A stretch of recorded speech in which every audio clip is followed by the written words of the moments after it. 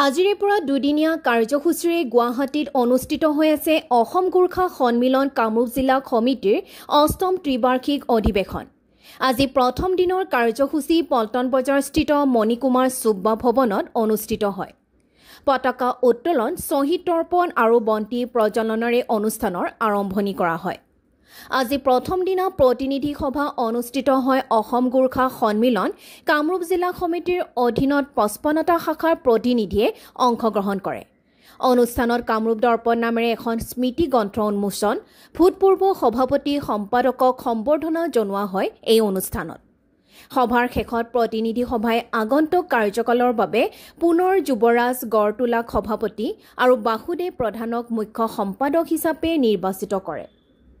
এই কামৰূপ মহানগৰ জিলা অন্তৰ্গত অসম গোৰ্খা সন্মিলনীৰ যিটো আমাৰ সমিতি, এই সমিতিৰ বৃহত্তৰ কামৰূপ মহানগৰ জিলা সমিতি বুলি ক'লে আপোনালোকে জানে।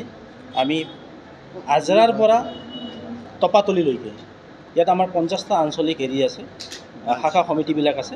এই শাখা সমিতিৰ এই ছেক্ৰেটাৰী আৰু সভাপতিৰ আজি প্ৰতিনিধিত্বত আজি তাৰমানে আমি নতুনকৈ এটা কমিটি আৰু গঠন কৰিবলৈ আমি সক্ষম হ'লোঁ। আৰু পৰ্যবেক্ষক আছিলে আমাৰ ইয়াতে অসম গোৰ্খা সন্মিলনী কামৰূপ মহানগৰ জিলা সমিতিক ইয়াতে মাৰ্গদৰ্শন কৰিবৰ কাৰণে কেন্দ্ৰীয় সমিতিৰ পৰ্যবেক্ষক ইয়াতে আছিলে, উপস্থিত আছিলে। তেওঁলোকৰ পৰ্যবেক্ষণত আজি এটা কমিটি গঠন হ'ল।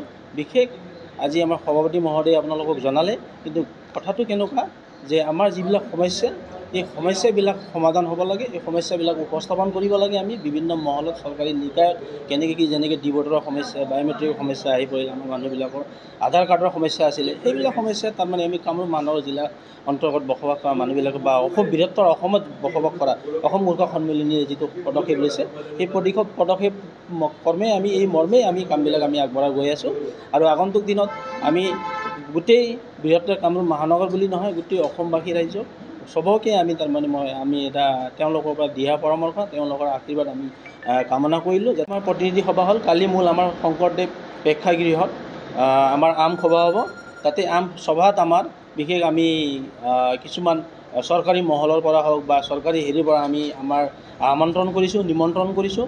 এই জাতিৰ বিষয়ে, এই জাতিৰ আমাৰ যিটো উপলব্ধি যিবিলাক, সেইবিলাক আজি নতুন কমিটি যিটো গঠন হ'ল, সেই গঠন আৰু জাতিৰ বিষয়ে আমি তাতে কিছুমান কথাবিলাক দাঙি ধৰা হ'ব।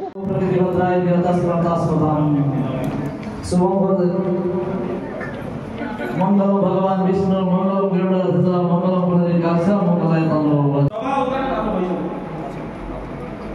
সভা উদ্ঘাটন